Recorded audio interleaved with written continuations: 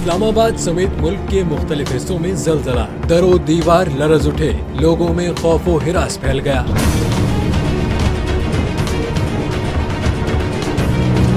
तफसीलात के मुताबिक वफाकी दारुल हुकूमत इस्लामाबाद समेत पेशावर, मर्दान, सवाह, चारसदा, सवाबी और मुल्तान समेत गिरदोनवा के इलाकों में जलजले के झटके महसूस किए गए। जलजले के बायस खौफ व हिरास फैल गया और लोग कलमा तैयबा का विर्द करते हुए घरों से बाहर निकल आए। जलजला पैमा मरकज के मुताबिक रेक्टर स्केल पर जलजले की शिद्दत 5.7 रिकॉर्ड की गई है। जलजला पैमा मरकज के मुताबिक जलजले की जेर जमीन गहराई 187, जबकि इसका मरकज अफगानिस्तान का हिंदुकुश रीजन था। जलजले से ताहाल किसी जानी और माली नुकसान की इतलात मौसूल नहीं हुई है।